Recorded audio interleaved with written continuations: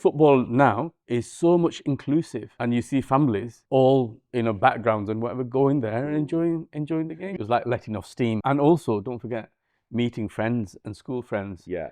From back in the day. Back in the day, football is about being together. It is about bringing communities together, and it gives us something else to look forward to.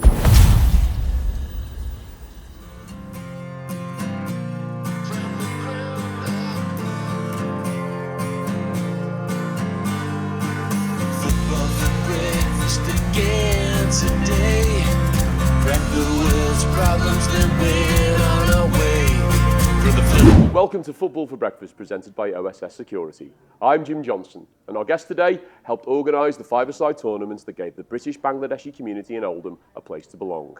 His name is Abdul Malik Ahad. Stick the kettle on, you're amongst good companions. Abdul Malik Ahad, yes, come on, sit yourself down. So there's your breakfast order. Yeah, I was going to say, it smells lovely. It smells lovely. We got poached egg, wholemeal on toast. Yeah. Halal. Halal. Halal. Halal and healthy. Yeah, absolutely. Yeah. I'm just reading, Malik, the Roy of the Rovers from the 10th of June, 1989. And there's a question in it. Changes.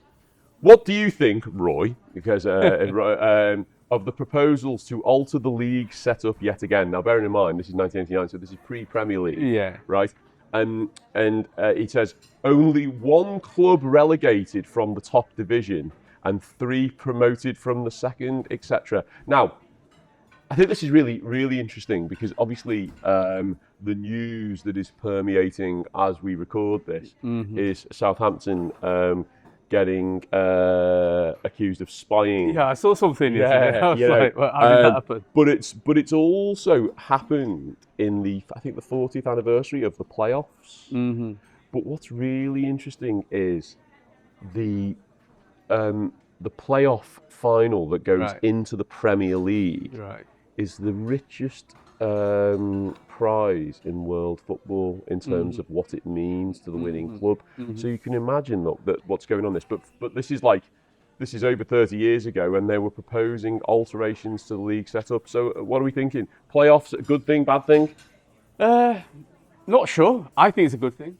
Yeah. Why not? Creates a bit of drama. Yeah, a bit of drama, something to look forward to. At the end of the season. Yeah, end of the season. I think in terms of, I read what you were talking about yesterday about Southampton, and my kind of like brain was transfixed on spying. In terms of, I'm thinking, when I saw espionage, and they were saying, the prize is 115 million at stake and what have you. Obviously, it was a short read, and I'm just thinking how things have moved. I mean, you're talking about 89. Yeah. How things have moved from then to now. I mean, we're talking massive commercial opportunities. Does that make sense? Yeah. And I'm thinking, I know I digress a bit, but I'm thinking in terms of why would you want to spy? Yeah. You see where I'm coming from? Yeah. Probably because the stakes are high, but takes you away from the spirit of the game. Well, yes, but it also makes you wonder how often that stuff actually goes on and it's unnoticed. Unnoticed, yeah. Anyway, but I've never done it. Well, your team, okay, all right, is Liverpool. But tell me about your earliest football memory. What's your earliest football memory? In terms of, I think my earliest history might be a little bit different. Okay. Simply given my background and lived experience. So in terms of... So what is your... my background is British Bangladeshi. Yeah. Came here on a very cold day, in fact it was Christmas Day, 1979. You travelled... From Bangladesh, Wow. Landed at Heathrow, Yeah. and I remember I was really small, and I was about 7.5, and it was so cold. I hid under my auntie's poncho, and they were looking for me.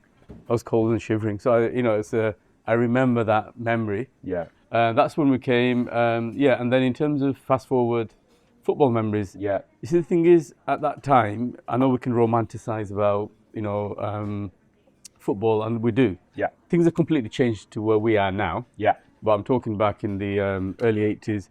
My redeeming memory is, football for us, especially as British Asians, who've newly arrived. Yeah. Don't forget, we're trying to find our feet. Yeah. We're trying to understand, in terms of where we belong, find a safe space. Yeah. All that kind of thing. Yeah. New culture and everything. But at that time, the backdrop was you had the National Front, you had, over racism. Yeah. And so the backdrop to that, when you talk about football, is give you an example, living in Oldham on a Saturday afternoon when the matches would happen, it was about 4 or 5 o'clock before kickoff.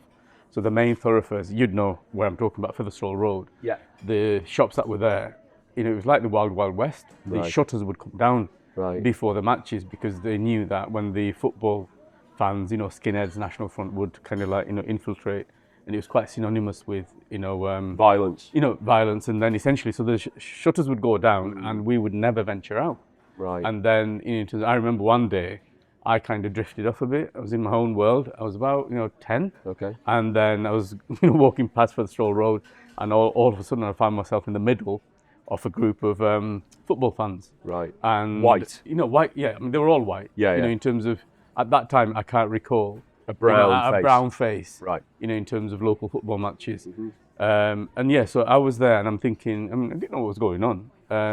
And then I realized slowly, it dawned on me, well, hang on, I'm in the middle of a situation here, and I'm thinking, what do I do? If I run, then, lots of things go through your mind. And anyway, long story short, and then one fan put a beer can on my head, and he kind of smashed it on my head. And imagine a 9, 10-year-old. So initially I was intrigued. When you're young, you don't think sense, do you? No. But then it was like a bit of fear. And you come from a non-drinking culture. Yeah, as well. Exactly, non-drinking culture as well. And in terms of fear and what happens then? Yeah. Luckily, in terms of I was just near the end of the road.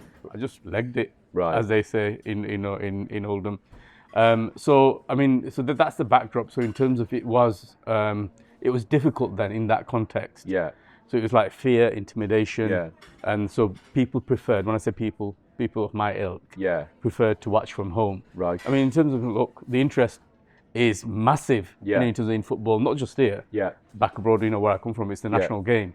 So in terms of, we're all the same. Yeah. In terms of, we all want to enjoy and see. So I remember my uncle, he had, one of those old radio TVs, small radio TVs. Yeah. He was an avid Latics fan. Right. And it's Oldham Athletic. Oldham Athletic. And obviously, I support it, not my team, but obviously my local team. Yeah. We have an affinity, Greater Manchester. It's like me with Tranmere Rovers. Greater Manchester. Arsenal, my team, but Tranmere Rovers are my local affinity. Yeah. Local, Greater Manchester, gritty, northern, working class kind of team. So he would watch it avidly, but I would have loved, he's no more, but Jim, I would have loved to have taken him to a game. Right. Does that make sense? Yeah. But we couldn't do that.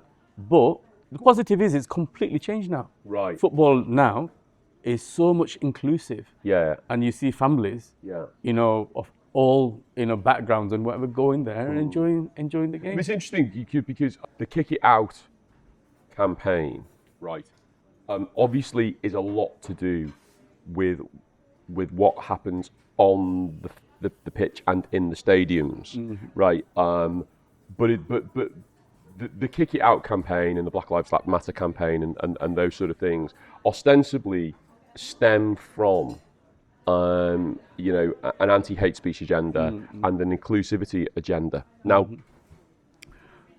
I spend a lot of time in the academy system, as you know, and what I see is a pretty inclusive space, right? I see a lot of certainly young black boys playing the game. I would say the critical mass is probably from African Caribbean backgrounds now. And I'm actually seeing more and more now young Asian lads coming through the system. Now, you bring that back the 40 years or so when you first came to the UK as a very tiny little boy, and that was not the case. Now, I wonder whether or not it's interesting. You mentioned 1979. Obviously, 1979 was also the year my dad died, right? So it's a significant period of time for us both as humans. But that was a time after the 3-day week and the winter of discontent and all of that stuff. And civil unrest tends to go hand in hand with social deprivation. Now, football, as we said, has evolved and come a long way. Absolutely. But we have just had that huge, I don't even know what you call it, that rally that happened in London at the weekend. Oh yeah. Right, but those sort of things tend to go hand in hand with the societal problems of the day. They do, and you're absolutely right. So I know what I'm saying is it's not necessarily football's problem; it's society's problem. It's society's problem. I mean, look, football is, in terms of football, brings people together. Yeah. And it's a game we enjoy. Some call it a religion. And in terms of, it is part and parcel of society and a reflection of society. The grassroots. I'm really interested in understanding, because you've said, like, when you're talking about the grassroots of football, like when you were a child growing up, you were removed from it, which is, it wasn't a safe space for you necessarily, but you still had the grassroots team, and I've got two here. Yeah. One is Westwood Wanderers, but the other one is Shah Jalal Unity. Unity, yeah. Talk to me about that. So, like I was saying, you've newly arrived, you want to find a place, and in terms of a lot of migrants. So we were second generation. Yeah. My father and uncles and whatever came before, and the idea was they would come, and they were economic migrants. Without going too long story, the British government, gave vouchers away. They went, trying to get people over to build roads and this and that, cotton mills and everything else. Yeah. So it wasn't. You didn't need a visa. Hang on, I'll give you money to come over. Right. Anyway, and that's what happened. And then they didn't want to bring families. They would. I still remember saying, why would we want to take our families, to a dark, cold country? Yeah. But then realized 800 meters above sea level. Yeah, and the reality is that, well, hang on, you're here, you're working, and you build friends, family, society, and your roots are here. Anyway, and then they started bringing families over. So when we came over, it was really, well, hang on, this is home. And so how do we ensure we have a belonging and understanding and everything? And we organised through the Bangladeshi youth movement at that time, because what you find is in migrant communities, the nature of self-help, there's a lot of self-organising and self-help. But you know what? Yeah. Because the ethos is that you have to help yourself. Yeah, because no one else is going to. No one else is going to. Yeah. And that's the best way forward. So anyway, we started organising ourselves into organisations and whatever. And the biggest thing that we did that brought the communities together was 5-a-side, 7-a-side football tournaments. Right. And obviously we had, it was at the local pitches. Yeah. We got the local leisure services. We got, we used to go around, shops, getting sponsors, £10, £15 to put their names, just their names on a little brochure. Yeah. And that would give us enough monies to organise, the footballs and nets and everything else. I wasn't a player.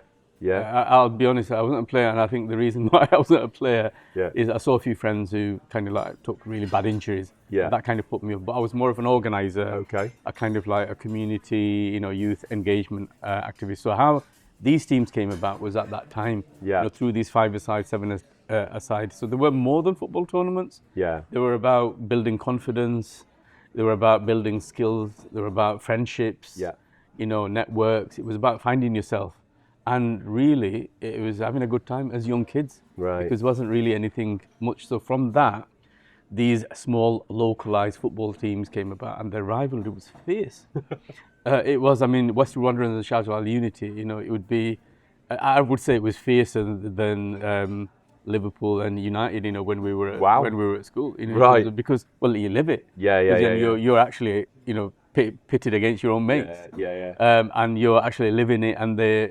And of course, going back to what you said before, you felt disenabled to be engaged in the broader football conversation because you didn't see a representation within that, and it was quite a scary place to be. So what you did was you ended up creating your own scary place and rivalries and rivalries, and some of that it permeated.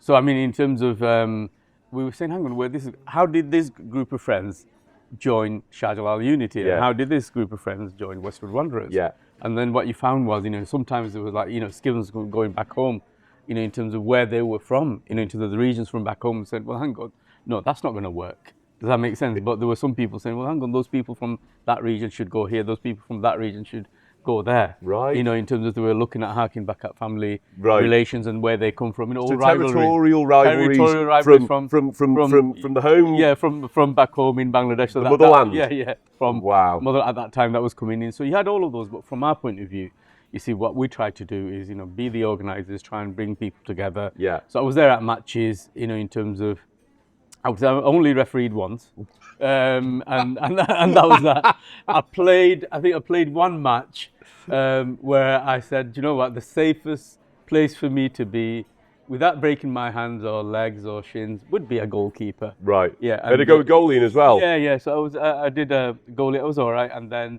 never a striker. And then I think I played defender once. Right. Safe spaces. Right, I can hear the half-time whistle just going. So we're just going to pause there, get into breakfast, and then in the second half we'll talk a little bit about how football has influenced your kind of working life. This show exists because people believed in what it could be before it was anything. J.B. Priestley wrote about football turning strangers into companions. A community built in 90 minutes. And that's the whole idea behind what we're doing here. And OSS Security got that straight away. Not just the podcast, but the point of it, the belonging, the conversations, the thing that football does to people when it's at its best. They came on board as believers in the show, in the vision, in what this community can become. They say, got you covered. And that's exactly how it feels. For the show, and for everyone who's part of it. So, whatever you need, whether that's for your business or for your home, simply knowing someone's looking out for you, well, they've got you covered. We're proud to have them with us on this journey, and you can find a link to them in the show notes to find out more. Right, Malik, so in the second half, we like to talk a little bit about you as a person and the sort of things that you do now. And I know that you've got kind of two sort of active things that kind of inform life outside of family and things like that. One is your kind of charity work and the work that you do in the communities, some of which is really close to my heart, which we can perhaps touch upon. But you have, for the greater part of your career, essentially led social housing initiatives, and the one that you're involved in at the moment is a Liverpool-based social housing group. Well, you tell me about it. Yeah. So I've been with Steve Biko Housing Association, which is just 10 minutes away from here. Yeah. Lodge Lane. So you'd have heard of Steve Biko. It was, we call it, he was martyred in South Africa. Yeah. During the apartheid movement. So it was really, the association was set up to meet some of the dire housing needs of the black communities. Okay. We're going to be celebrating our 40th year. Is that right? Next year. Yeah. Found out yesterday. Wow. It was set up at that time, like many other grassroots, community-led cooperatives and housing movements. Yes, it's very close to my heart. Yeah. And I was getting to a stage in my career, Jim, thinking, what do I do? In terms of, my background is in social housing and, building communities. I've worked in other sectors as well, but it's always been about improving people's lives. And I thought I could do, a bit of interim and whatever for the last, 5-10 years, of my life, What does it mean, that career? What does it mean, building community? I mean, social housing tends to take place in areas of extreme, can often be extreme poverty or social deprivation. So where there's worklessness, that there is limited quality of opportunity. How does one approach that? I mean, I don't want this to sound like a LinkedIn post or a job interview, but baffles me. Yeah, it is. So if you look at, say, for example, general housing, what you find is, overall, the more disadvantaged, poorer community, regardless of your background, in terms of they can't afford the rents. Yes. Let alone buying, in terms of, I know we have, in the UK, we have a kind of a passion for ownership, whereas in Europe it's different. Yeah. But anyway, coming back to it. So when it comes to renting, first of all, in terms of availability of properties. So I remember when I was in Oldham, the housing waiting list, as we call it, people waiting for houses, was probably a couple of thousand. Okay. Now it's in tens of thousands. Right. In terms of people waiting for houses. So in terms of when it comes to social housing, they're set at what they call an affordable rent. Yeah. So you've got your market rent, as you would know, and then it's a bit lower. Yeah. And it's essentially subsidized. And in terms of people don't have access to housing, so in terms of employment, health and other reasons, I'm putting it, in terms of lay person's terms, they get access to those homes, and obviously there has to be a local connection as well. So, in terms of, and then you kind of, when you look at black communities, that is exacerbated, in terms of sort of levels of health inequality, overcrowding, and in terms of cultural facilities and things like that, safe spaces, they're limited. So when you go back to the 80s, it was even worse. Okay. And then, so it's at that time when some of these movements said, again, self-help, let's set up our own organizations and see how we can address some of that. So the 1980s, correct me if I'm wrong, was that period during Thatcher when she started selling off council housing, right to buy, the right to buy, and all of that sort of stuff. But it sounds like the right to buy didn't solve any of those issues. In fact, in many ways, exacerbated them. It exacerbated, because the thing is, in terms of what are you going to do with the receipts that you get from selling those? If you don't reinvest, into building more homes, then in terms of the population is growing, the housing need is growing. Yeah. And in terms of the supply is dwindling. So it's like simple economics, supply and demand.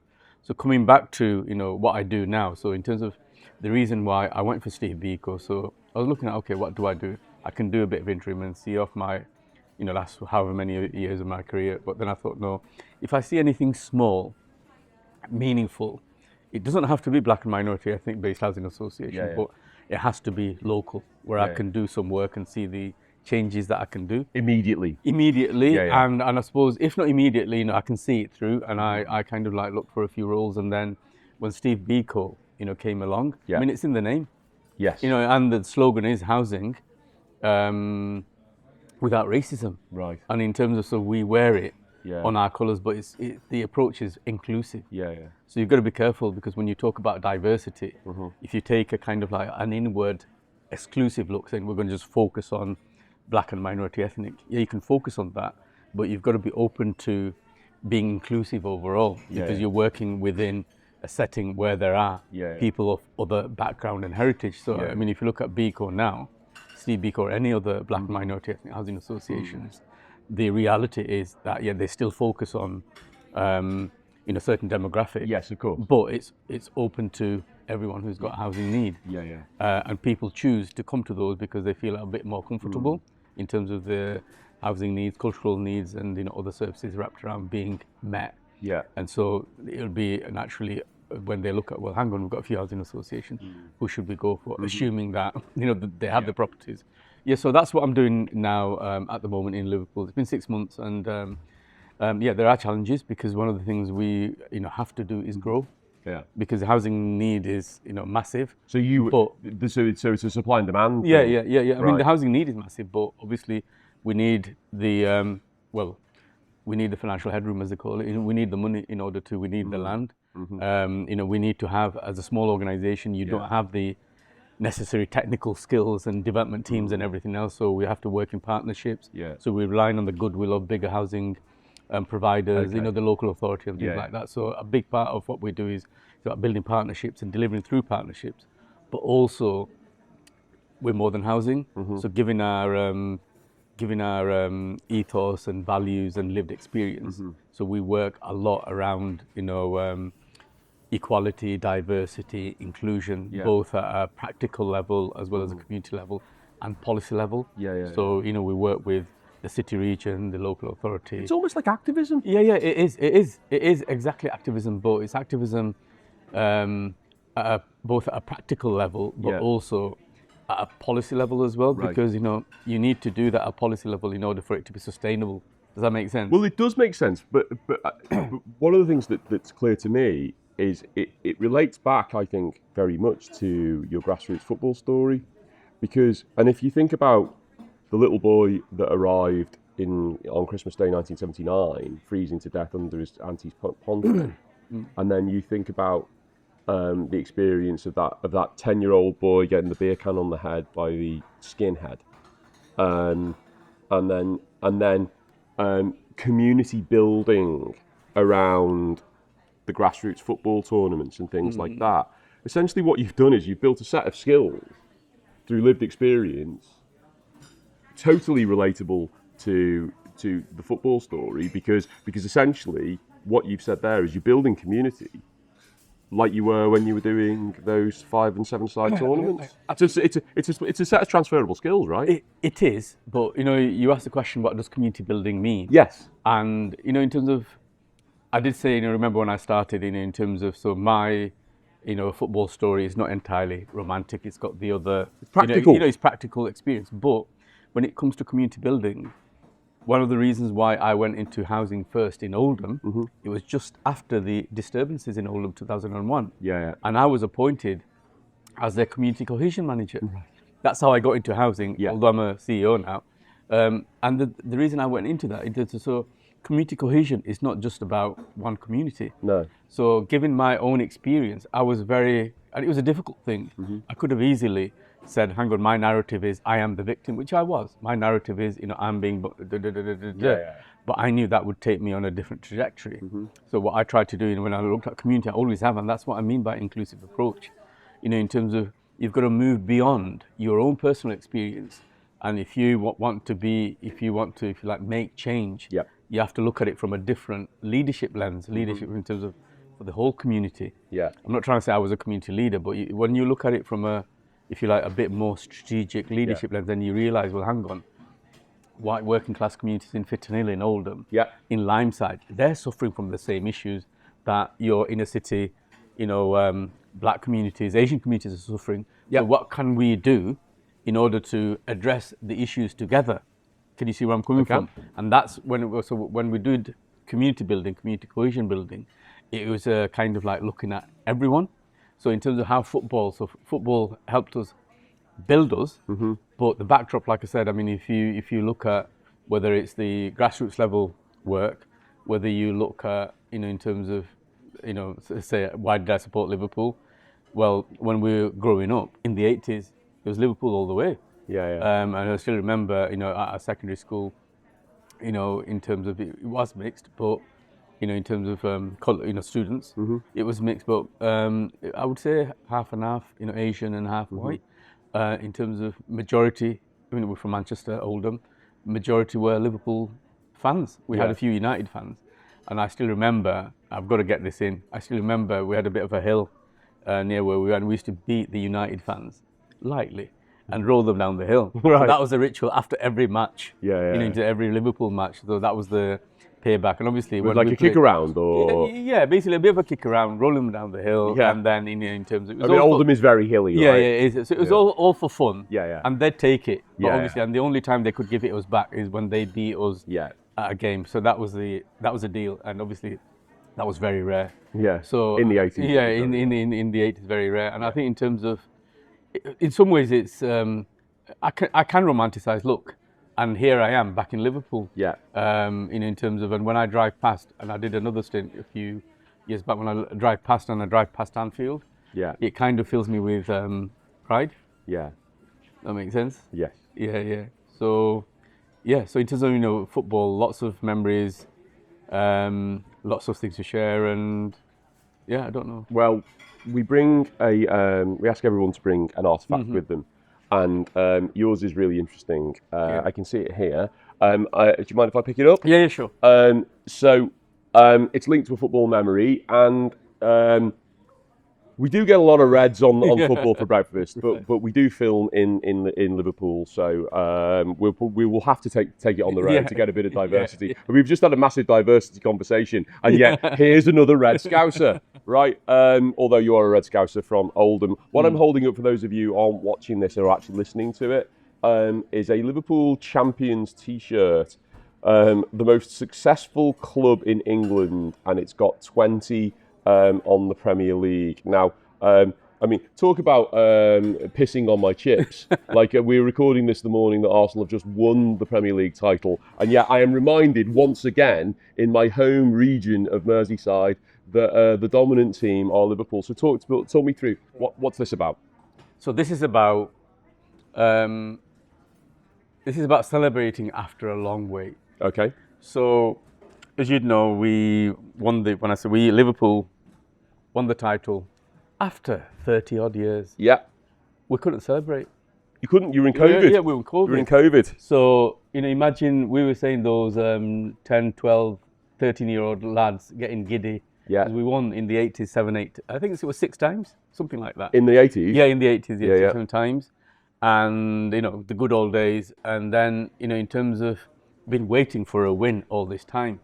I know you were celebrating yesterday, so imagine, in terms of what a long wait is like when you were having to wait 30 odd years. Yeah. So 22. Yeah. Yeah. For us, it was about 30. I think it was 30. It was. I think it was 30. Yeah. So what we did was when I say we, again going back to friends, from that era, said, look, we need to organise something. Yeah. So talk, and in the end it came together, and we organised a big celebration. There was about 30 of us. We organised food, cakes, memorabilia, stories, videos, and this is all in your community. Yeah, all in Oldham. In Oldham. Your your Bangladeshi Reds. Bangladeshi Reds. Yeah. And one of the Reds, he owns a restaurant there, so he hosted it. Right. We all, chipped in a bit, and then in the end there was a few things like T-shirts and scarves and others. Right. And I thought it was apt to, to bring that, and finally we got to celebrate. So you would have had to have done this after COVID? Yeah, we did it after COVID, so it was straight after a few years ago. Yeah, but it was after the lockdown. Yeah, after the because Liverpool won in lockdown, right? We won in lockdown, and then we had to wait a couple of years to do that. So that was even more important, important and meaningful. When you wait, and when you anticipate, it kind of like it was like that. And in the end, when finally, it was like letting off steam. Right. And so we had, and also don't forget, meeting friends and school friends. Yeah. From back in the day. Back in the days. And then sadly, one or two of them, weren't with us, for various reasons. Yeah. It was also reminiscing as well. And I think the other positive thing is, we were, most of them, I would say most of them go to games with families. Right. It was completely different from that era. Yeah. So again, it's also celebrating, I think, how much football has moved. Right. And in terms of, so for us, football is about being together. It is about bringing communities together, and it gives us something else to look forward to. So that's what this is about. So there's the full-time whistle. Okay. Now we do the quickfire penalty shootout. Okay. Right. These are the quick questions. Right. No thinking. I decide whether that goes in the net or not. Okay. Home or away? Home. Watching or playing? Watching. Best captain? Kenny Dalglish. VAR or nah? Nah. International friendlies or pre-season friendlies? Pre-season friendlies. One result you'll never get over? It was a local. It was a local Latics against, I think United FA Cup. Okay. Replay. Was it the cup semi-final? Yeah. It was. I never get over it. I still think in my head we won. Right. Anyway. Right. Well, that's a brilliant answer. And there's one last thing. No one leaves here empty-handed. So there's something there for you if you wouldn't mind picking that up. Thank you very much. Read it out for me. It says football for breakfast, good companion 25-26. Abdul Malik Ahad, thank you for being a good companion. Thank you very much, Jim. I really appreciate it. Abdul Malik Ahad proved that the people who had to build their own game from scratch are usually the ones who understand it the most. Football for Breakfast is a production by The Good Companions, presented by OSS Security. They've got you covered at osssecurity.com. Football for breakfast again today. Crack the world's problems that weigh